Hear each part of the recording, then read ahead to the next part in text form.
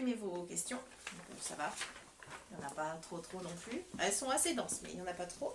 Alors on va commencer avec celle de Fab Silver. Salut Katia, des projets déjà signés ou à venir pour Joker, dont tu as le droit de parler bien sûr. Merci et merci des planches confinement de Marie, très très fun. Alors déjà c'est chouette, je suis contente que ça vous plaise. Parce qu'à la base c'est même pas non plus mon idée, c'est l'idée de mon éditeur, Dimitri Canès, des éditions Canès, donc avec qui je travaille pour les éditions Joker. Et puis pour justement cette collection, enfin cette maison d'édition Joker, on a plusieurs projets en fait qui sont signés, mais j'ai pas envie de vous en parler parce que je vous en parlerai vraiment seulement une fois qu'on aura mis en place une petite communication sympa, quoi. J'ai pas envie de griller tout le monde, donc on attendra, vous inquiétez pas, je relayerai. Ensuite, question de Amandine, excuse si je dis mal ton nom, Riedinger, voilà. Bonjour, comment vous est venue l'idée des personnages de Marie et Ben et est-ce qu'ils sont inspirés de personnes que vous avez connues? Alors, non. Ils sont inspirés d'aucune personne, c'est vraiment une création. Par contre, les prénoms ont une signification. Je voulais un personnage féminin qui voyage dans le temps pour rencontrer les inventeurs, donc j'ai choisi Marie comme prénom parce que c'est un prénom qui se démode pas et qui passe à toutes les époques. Bon, sauf à la préhistoire bien sûr, mais qui passe à toutes les époques. C'est-à-dire que à partir du moment où on est après Jésus-Christ, il y a eu plein de femmes qui se sont appelées Marie. Donc ça va pas choquer en fait que les inventeurs qu'elle rencontre la nomment en fait. Ça va à toutes les époques. Et Ben en fait, bah, c'est le prénom de mon chéri, donc il s'appelle Benoît. Et je cherchais un prénom simple comme ça qui puisse passer partout. Donc voilà, c'est juste, j'ai pris juste son prénom à lui et j'ai pas cherché plus loin. Et c'est tout. Mais sinon, non, pas d'inspiration particulière. Alors ensuite, question de Stéphane Lemineur. Comment t'es venue l'idée du personnage de Marie? Du personnage coquin, comme je voulais en fait une jeune femme pas très farouche et qui puisse...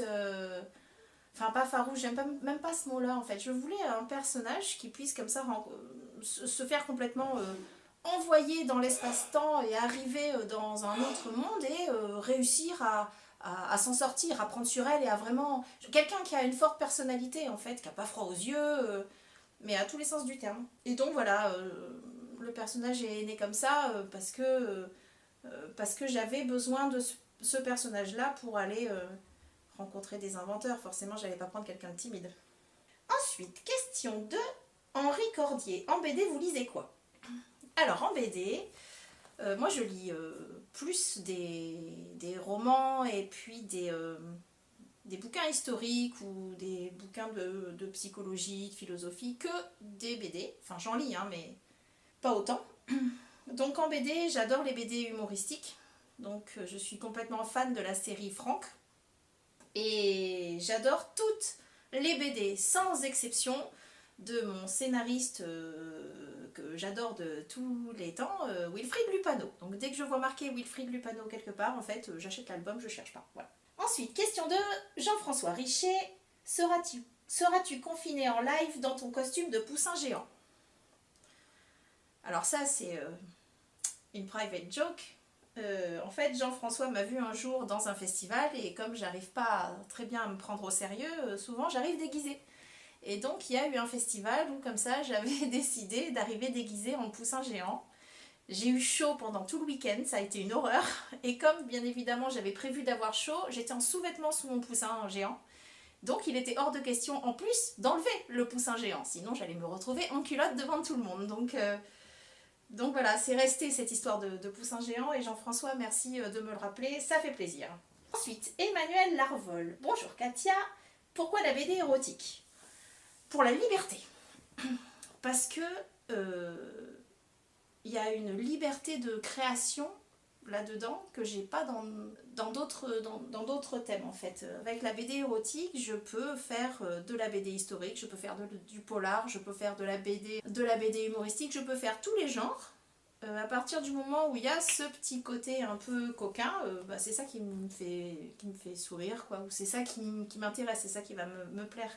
Surtout qu'en plus, par exemple, si j'écris une histoire en fait de BD historique, je vais essayer de me renseigner quand même au préalable sur les us et coutumes de l'époque. Donc il y a des bouquins que je lis justement sur la sexualité au Moyen-Âge, la sexualité dans la Rome antique et ce genre de choses. Et c'est très intéressant en fait de voir que finalement c'est juste une question de culture. Ensuite, question de Régis Ada. Alors, les stickers, dès qui se collent pour de bon, est-ce prévu? Oui, il y a des stickers qui sont prévus. Les planches sont dans mon atelier de stickers. Qui sont pas mal, ils se collent partout. J'ai une copine qui a déjà commencé à en coller absolument partout dans la ville où j'habite. Donc ils sont là et ils attendent d'être envoyés avec l'album. Question de Jérémy Boutillier. Est-ce que Arthur de Pince, publié notamment dans Fluide Glacial, fait partie des gens qui t'ont inspiré? Alors pas du tout. À la base, je dessinais pas du tout en SD, c'est-à-dire avec les petits personnages comme ça, avec des grosses têtes. Je dessinais plus en cartoon, mais un petit peu avec des personnages plus grands. Et j'avais quelques soucis d'anatomie, enfin voilà, ça allait pas. Et mon mari, qui est lecteur de manga, m'a dit bah, tu devrais essayer de dessiner en SD. Qu'est-ce que c'est que ce truc? SD, ça veut dire super déformé. Là, il y a une grosse tête, il y a un petit corps, et c'est pour toutes les scènes rigolotes. Et comme on était en train de préparer notre mariage, j'ai dessiné notre faire-part, que je vais essayer de vous mettre après en montage. J'ai dessiné notre faire-part avec nous deux, avec ma robe, avec sa coiffure à lui. D'ailleurs, vous reconnaîtrez certainement le Ben de Marie. Et je nous ai dessiné en SD juste pour tester, voir ce que ça donnait. Et finalement, c'est un style qui m'a bien plu, qui me permettait de pallier un petit peu mes erreurs d'anatomie. Et je suis restée là-dessus. Donc voilà, c'est après ça, quand j'ai commencé à dessiner comme ça, que tout le monde m'a dit « Oh, on dirait Péché Mignon !» Donc je suis allée chercher ce qu'était Péché Mignon. Ce qui fait que c'est après avoir commencé à dessiner en SD, comme fait Arthur de Pince, que j'ai découvert Arthur de Pince, que j'aime beaucoup d'ailleurs. Ensuite, Fabienne Chambon. Bonjour Katia. Bonjour Fabienne. Penses-tu que le monde d'après sera meilleur? Merci, oh non, la question là. Penses-tu que les humains ont une mémoire plus longue que quelques secondes? Alors, j'espère, moi, que le monde d'après sera meilleur parce que je suis résolument positive. C'est possible. Je fais plein de trucs moi-même. Je fais mon pain moi-même depuis des années. J'ai un grand potager. On est autonome dans énormément de légumes. Je préfère aller acheter en circuit court. On va acheter les œufs, le lait chez notre voisin, le canard juste à côté, l'huile de noix elle est pas loin, enfin voilà. Tout est à proximité et on préfère ça. La farine c'est pareil. Je fais du fromage, je fais mes yaourts et ça me prend pas énormément de temps contrairement à ce qu'on peut penser. La lessive, les savons, tout ça. Donc oui, j'espère moi que le monde d'après sera meilleur. J'espère que ça va faire réfléchir des gens justement. Et puis quand je vois passer tous les gens qui commencent à faire du pain, je dis ah c'est cool. Bref, après, question de Ludo Bertin. Alors moi je me demande si Katia est aussi coquine que Marie. Toi, je vais t'avoir, toi. Et qui a inspiré cette héroïne au goût érotique prononcé? Alors, qui a inspiré cette héroïne? Donc, j'ai répondu déjà à personne. Personne n'a inspiré ça, c'est vraiment une création. Par contre, moi, je demande donc à Ludo Bertin, est-ce que à un auteur masculin qui fait un personnage aventurier, tu demanderais, est-ce que ce personnage est aussi aventurier que toi? Je crois pas. Donc, faut admettre que les autrices puissent faire une création aussi sans que ça ressemble à tout prix à ce qu'elles sont. Ensuite, question de Fabrice Faure. Marie est-elle inspirée de quelqu'un? Bah décidément, vous m'en voulez ou quoi? Ou de plusieurs personnes rencontrées dans ta vie? Si oui, as-tu son 06? Eh ben écoute, on va faire un truc, c'est que tu vas essayer de chercher une petite rouquine un peu boulotte, qui est assez coquine. Et si tu as son 06, je pense que tu peux le passer sur ma page, tout le monde sera content. Ensuite, question de Alain Soubrier. Le succès du Petit derrière de l'histoire vous incite-t-il à envisager un tome 2, voire plus? Oui. Et c'est pas le succès qui m'y incite, c'est que j'ai déjà mon tome 2, mon tome 3 et les tomes suivants. Le fait qu'il y ait eu un succès m'assure au moins qu'il va y avoir des lecteurs pour le tome 2.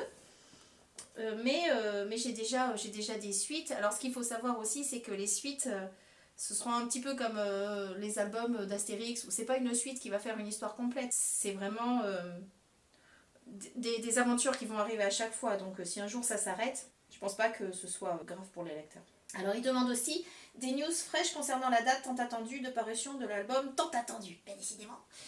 Alors oui, des news fraîches. Donc déjà, l'album, est prévu en librairie le 16 septembre. Ça veut dire qu'il sortira ici et donc chez vous un mois avant, c'est-à-dire mi-août. La coloriste est en train de faire, Marina Duclos est en train de faire les couleurs en urgence en fait d'un autre album qui a été reporté, mais elle est en train de les terminer, et donc les couleurs du petit derrière sont vraiment presque bientôt finies, et donc il n'y a plus qu'une vingtaine de pages à faire qui seront faites à ce moment-là. Donc normalement l'album est prévu pour, enfin chez vous pour entre la mi-août, enfin fin août, début septembre. Normalement. Ensuite, Guillaume 1. Alors, Guillaume qui utilise un pseudo, je sais très bien qui tu es, donc je ne dirai pas ton nom. Penses-tu que la philanthropie moléculaire a un rapport avec la particule élémentaire quantique de pi divisée par le nombre d'or, nonobstant la courbure de la planisphère augmentée virtuellement par Marie lors de sa capture par les Inuits de Patagonie? Alors, pour ceux qui n'ont pas compris, Guillaume, c'est un copain d'enfance qui aime bien m'enquiquiner. Donc Guillaume, je ne répondrai pas à ta question, tu fais chier. Alors ensuite, question de Philippe Perrier. Avez-vous un futur projet BD complètement différent de cette super BD érotique, genre aventure, polar ou autre chose? Merci, à ce soir. Alors oui, j'en ai d'autres, forcément j'en ai pas mal. J'ai une BD préhistorique, un projet préhistorique que je viens d'écrire, qui n'est pas du tout érotique d'ailleurs. Il y a d'autres petites choses qui se mettent en place, qui sont dans mes tiroirs. Donc oui, il y a pas mal d'autres choses, mais je préfère en parler quand tout est assuré. Question de Carlos Luis. Qu'est-ce que vous écoutez quand vous dessinez? Musique, les petits oiseaux, voisins qui font l'amour? Ou qu'est-ce qui déclenche l'inspiration? Et merci pour vos dessins quotidiens. De rien, déjà. Et puis alors, qu'est-ce qui déclenche l'inspiration? Mon crayon. Généralement, je suis vraiment... je sais pas du tout quoi écrire. Je commence à dessiner Marie qui fait une drôle de tronche, et tout de suite, en fait, les mots qu'elle pourrait dire sortent directement, puis après, je finis par trouver. Sinon, c'est pendant l'apéro, quand on dit n'importe quoi avec mon homme, j'arrive à trouver des gags, en fait, des jeux de mots débiles, voilà, des choses comme ça, que j'écris sur mon portable, et puis après, je vais les dessiner après. Et qu'est-ce que j'écoute comme musique? Ça dépend des fois. Voisins qui font l'amour, non, je les écoute pas parce qu'ils sont trop loin ici, on est un petit peu paumés, donc non. Mais qu'est-ce que j'écoute comme musique? J'écoute tout en fait. J'adore la musique classique, j'adore le hard rock, j'adore Rammstein, j'adore les musiques celtiques, j'écoute des musiques en breton, j'écoute des musiques chinoises, enfin j'écoute vraiment de tout. Indochine aussi. Des musiques zen quand je suis énervée, je trouve pas quelque chose pour me calmer, des musiques énervées quand je suis trop molle et qu'il faut m'activer, enfin voilà, ça dépend en fait de ce que je fais. J'écoute vraiment de tout, sauf du rap, je déteste, voilà, ça c'est même pas la peine d'y penser. Ensuite, question de Julie Siléanor. Bonjour Katia, peut-on envisager la sortie en BD papier des planches dessinées pendant le confinement, histoire que le confinement ne reste pas qu'un mauvais souvenir mais se change en un bel objet? Alors oui, j'ai déjà répondu par l'affirmative à plusieurs personnes qui m'ont demandé, et donc ça tombe bien que vous posiez la question, parce que je vais pouvoir le dire donc, devant tout le monde. Oui, l'album, en fait, c'est une idée de mon éditeur Dimitri Kenes, qui a voulu, pour animer les réseaux sociaux, et ensuite pour sortir un petit souvenir du confinement, sortir des petites BD comme ça, de ses auteurs. Du coup, il m'a demandé d'animer Marie, j'avais pas trop le temps, j'ai tout décalé, mais je le trouve, la preuve. Donc ce sera une petite BD de 60 pages qui s'appellera Le Petit Derrière du Confinement, qui sortira aux éditions Joker du groupe Kenes le 16 septembre normalement, si on n'est plus confiné à ce moment-là. Ensuite, question de Christian Hamel.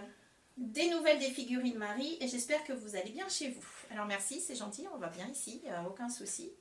Mais des nouvelles des figurines, elles sont toutes arrivées à la maison. Elles sont belles, elles sont jolies, elles seront envoyées avec les albums, donc j'espère qu'elles vous plairont.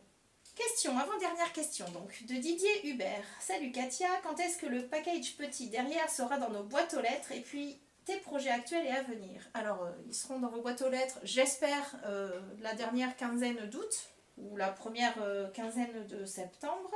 Et mes projets actuels et à venir, déjà sortir Le Peuple des Brumes tome 2, Inginis Oracle tome 2. Ensuite, Le Petit Derrière de l'Histoire, ça c'est un gros projet qu'il faut à tout prix que j'arrive à boucler et à vous l'envoyer. J'ai écrit le tome 2 du Petit Derrière qui sera mis en ligne sur Ulule dans la foulée, après la réception en fait du tome 1. Je suis en train d'écrire d'autres scénarios là pour essayer de varier un petit peu les plaisirs, donc je vous en parlerai en temps et en heure. Et dernière question de Astéric Manonegra. Pourra-t-on un jour rencontrer Marie en réel, en camp naturiste du Cap d'Agde, pour lui montrer ô combien nous l'apprécions? Eh bien, Astéric, j'ai envie de dire qu'il faut que tu te rapproches de Fabrice Faure, qui veut son 06 et qui va tout faire pour l'avoir. Salut, à bientôt!